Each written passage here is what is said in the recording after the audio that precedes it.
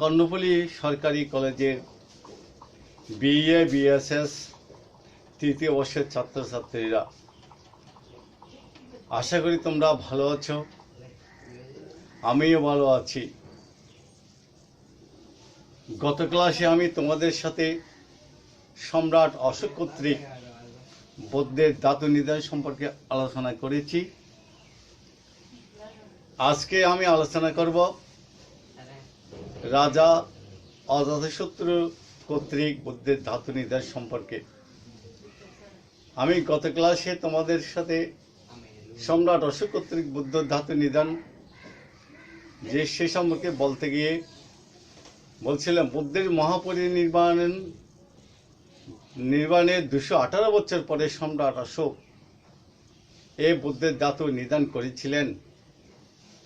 সম্রাট অশোক বৌদ্ধ ধর্মের দীক্ষা নিয়ে তখন বৌদ্ধ ধর্মের বিস্তার রাজ্যে বিস্তার লাভ করার হিতার্থে সে বৌদ্ধ ধর্মের নিয়ম অনুসারে সে রাজকার্য পরিচালনা করেছিলেন।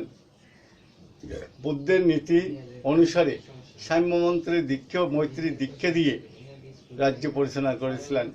তাকে অনেকে বলতো ধর্মবিজয়ী অশোক বলে, কারণ তার ধর্মে যারা দীক্ষা নিয়েছেন, বৌদ্ধ ধর্মে যারা দীক্ষা নিত তাদেরকে সেই অনেক কিছু দিয়ে ক্ষমা করে দিত এবং রাজকার্য পরিচালনা করতে গিয়ে মানুষ হত্যা করে নাই। সেই প্রথমে যেই মানুষ হত্যা করেছিল, যে কলিঙ্গ যুদ্ধে কলিঙ্গ রাজ্য জয় করবার জন্য সেই চেষ্টা করেছিল এবং সেখানে অনেক লোক হত্যা করেছিল, অনেক লোককে বন্দী করেছিল। কলিঙ্গ নদী রক্তে লাল হয়েছিল, কলিঙ্গ নদীর জল রক্তে লাল হয়েছিল।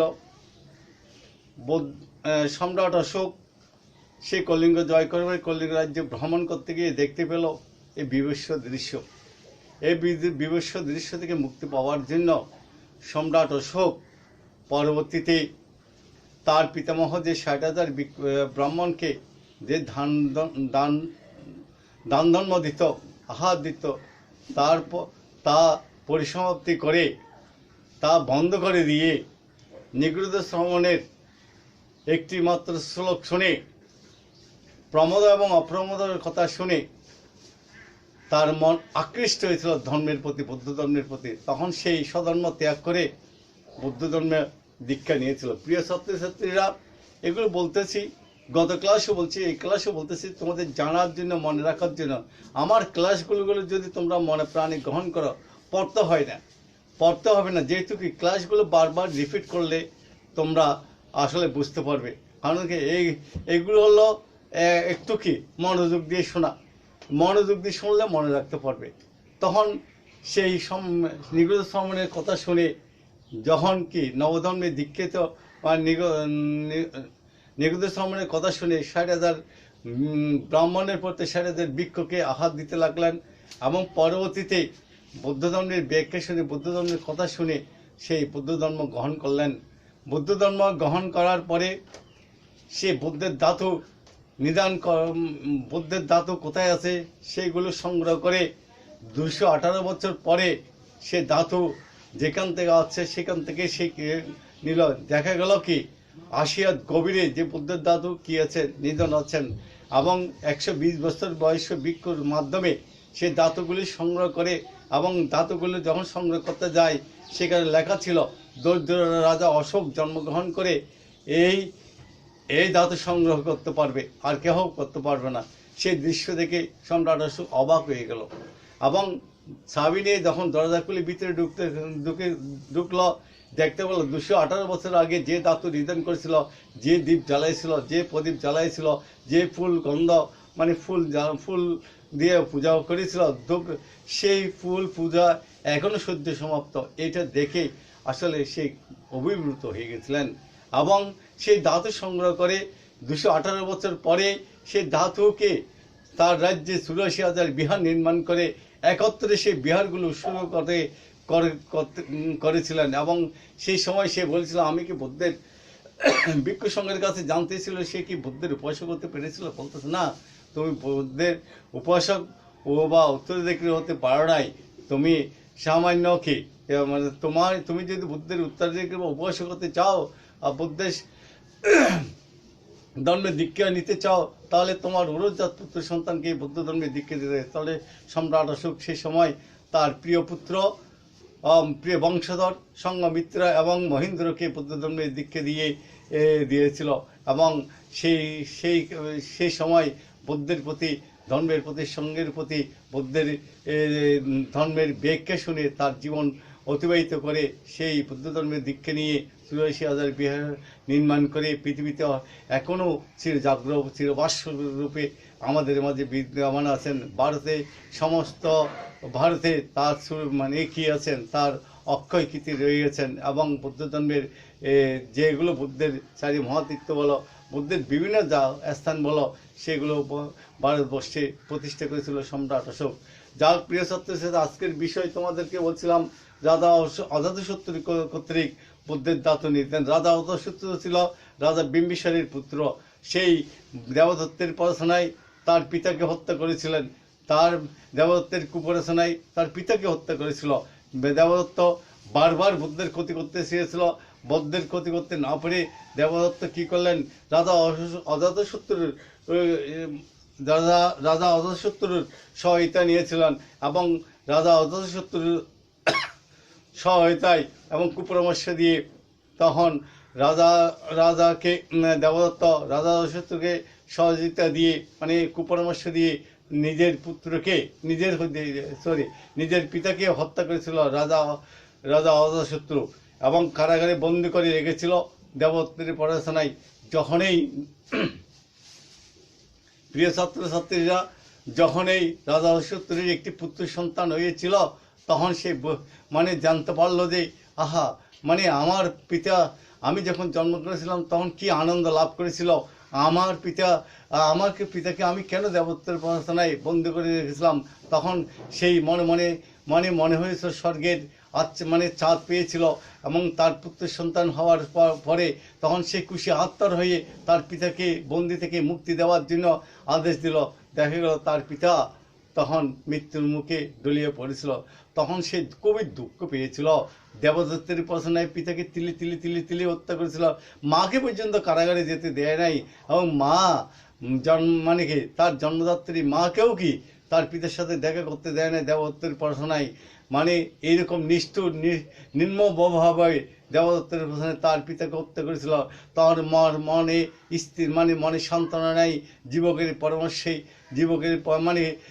বুদ্ধি পরামর্শেই তখন বুদ্ধের কাছে গিয়েছে, বুদ্ধ ধর্ম গ্রহণ করলেন এবং বুদ্ধের কাছে সেই ক্ষমা প্রার্থনা করলো। বলতেছে, তুমি নিজের বিবেক বিবেচনা দ্বারাই তুমি তোমার পিতাকে হত্যা করে নাই, তুমি দেবদত্তের পড়াশোনায় তুমি কি করেছ, তোমার পিতাকে হত্যা করেছো।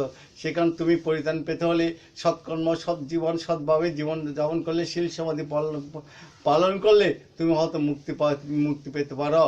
বুদ্ধের সংস্পর্শে এসে বুদ্ধের কাছে মাথা রেখে তখন বুদ্ধ ধর্ম গ্রহণ করে তখন নিজেকে কি স্থির রাখলো। তখন বুদ্ধ ধর্ম প্রচার এবং প্রসার কল্পে সেই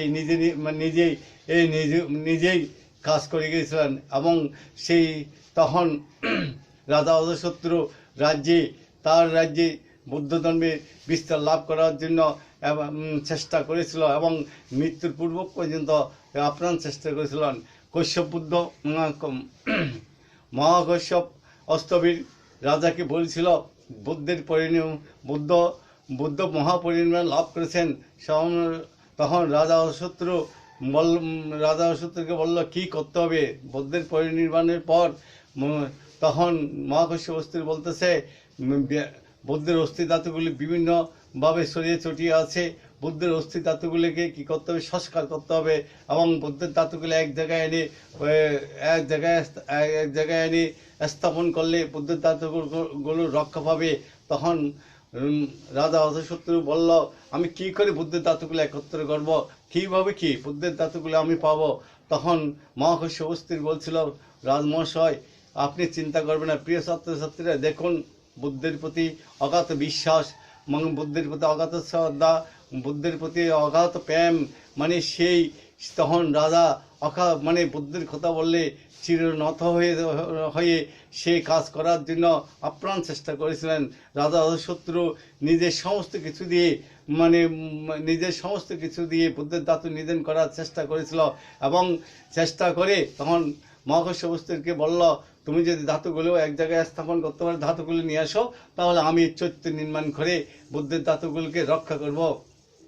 বুদ্ধের পরিনির্বাণের পর মহাকর্ষবিদ ঋদ্ধি বলে বলিবান হয়ে যেখানে যে সমস্ত রাজ্যে যে সমস্ত জায়গায় বুদ্ধের ধাতুগুলো ছড়িয়ে ছিটিয়ে আছে সেইগুলো কি করলো, এক জায়গায় স্থির করলো, এবং এক জায়গায় স্থির করে এনে রাজা অজাতশত্রুকে বলল, মহারাজ আমি সমস্ত অস্থিগুলো এক জায়গায় এনে আছে। তখন মহাকর্ষ বস্তুবিদ এবং রাজা অজাতশত্রুর বুদ্ধি পরামর্শে বুদ্ধের ধাতুগুলোকে এক জায়গায় স্থাপন করার জন্য এবং সেই জায়গা এক জায়গায় স্থাপন করার জন্য চিন্তা করলেন, এবং সেই জায়গা এমন জায়গায় সেই স্থানটি এমনভাবে নির্বাচন করলো যেন কেউ বলতে পারে যে বুদ্ধের ধাতুগুলো এই জায়গায় কি আছে, এই জায়গায় স্থাপন করা হয়েছে, সে কথা যেন কেউ বলতে না পারে।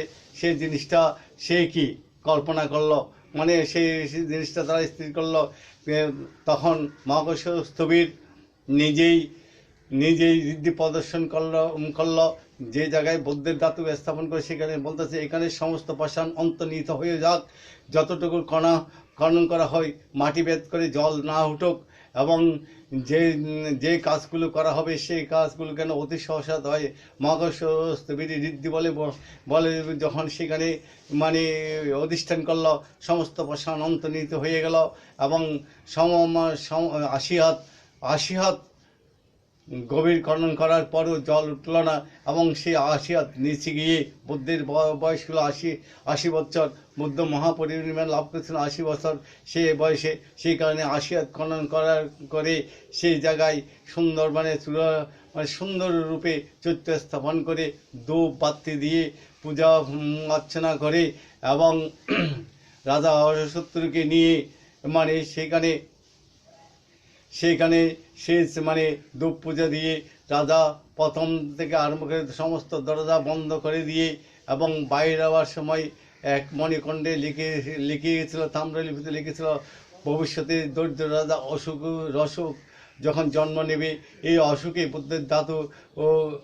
বুদ্ধের ধাতুগুলি সংগ্রহ করে রাজ্যে 84,000 বিহার নির্মাণ করবেন, এবং দরিদ্র রাজার ছাড়া আর কেহ যেন এই ধাতু কি করতে না পারে, সংগ্রহ করতে না পারে। একমাত্র দরিদ্র রাজা সম্রাট অশোকে সেই ধাতুগুলো সংগ্রহ করতে পারবে। প্রিয় ছাত্রছাত্রীরা, দেখো যে বুদ্ধের পরিনির্বাণের পরে যেই ধাতু নিধন করেছিল 218 বছর পরে, সেই ধাতু একমাত্র সম্রাট অশোকে কি করতে পারবে, সেইগুলো রক্ষা করতে পারবে, এবং সেখান থেকে সংগ্রহ এই বলে সম্রাট অশোক রাজা অজাতশত্রু মহাকর্ষস্থবির সেখান থেকে আসার সময় সেখানে ছাবি দরজার বাইরে ছাবি টাঙ্গাই দিয়ে তারা চলে আসলো, এবং তখন বিশ্বব্রহ্মা রাজা ইন্দ্র তাকে বিশ্বব্রহ্মা বলতে, রাজা অজাতশত্রু বুদ্ধের ধাতু নিধন হয়েছে, তুমি এই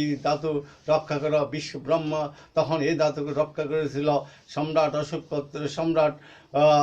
সম্রাট অজাতশত্রুর কর্তৃক, এবং মহাকর্ষ বস্তুর তখন রাজা অজাতশত্রু এই বুদ্ধের প্রথম ধাতু নিধন করেছিলেন, এবং পরবর্তীতে এই সম্রাট অশোক সেই ধাতুগুলো সংগ্রহ করে সমস্ত রাজ্যেই 84,000 বিহার নির্মাণ করেছিলেন। প্রিয় ছাত্রছাত্রীরা, বুদ্ধের ধাতু বলছিলাম, বুদ্ধের পুতস্থিকে ধাতু বলা হয়, বুদ্ধের অস্থিকে ধাতু বলা হয়। তাহলে তোমরা ধাতু প্রথম কার কর্তৃক ধাতু নিধন হয়েছিল, তাহলে যদি বলা হয় তোমরা প্রথমে বলবে রাজা অজাতশত্রু কর্তৃক প্রথম ধাতু নিধন হয়েছিল। পরবর্তীতে 218 পরে কে ধাতু নিধন করেছিলেন, 84,000 বিহার কে নির্মাণ করেছিল সেই কথা বললে তোমরা বলে পরবর্তী 258 বছর পরে সম্রাট অশোক কর্তৃক ধাতু নিধন হয়েছিল এবং 84,000 বিহার নির্মাণ করেছিল সম্রাট অশোক। তাহলে প্রিয় ছাত্রছাত্রীরা তোমরা জানো এবং বুদ্ধের পবিত্র পুতস্থি এখনও কোথায় আছে তোমরা যদি জানতে পারো, শ্রীলঙ্কায় আছে। এবং ভারতে গেলে তোমরা সারনাথে বুদ্ধের পুতস্থি অস্থি ধাতু সম্পর্কে দেখতে পাবে। সব মানে ধাতু দেখলে দেখবে চিকচিক চিকরি করে মানে কি আলো বাইর হতেছে, সেই আলো উঠতেছে তোমাদের মন আনন্দিত হবে এবং সে তেজে চিন্তা করতে হবে বুদ্ধ কীরকম মানে ঋদ্ধিবান ছিল, তেজশক্তি ছিল, সেই সম্পর্কে জানতে পারে। আজ প্রিয় ছাত্রছাত্রীরা আজ এই পর্যন্ত তোমরা ভালো মতো লেখাপড়া করবে, ভালো মতো চলবে এবং প্রত্যেক সময় পড়ার সময় পড়া, লেখার সময় লেখা, খাওয়ার সময় খাওয়া, খেলার সময় খেলা, এই জিনিসটা মনে রাখবে। এই জিনিসটা মনে রাখলে তোমরা জীবন উন্নতি করতে পারবে। আজ এই পর্যন্ত।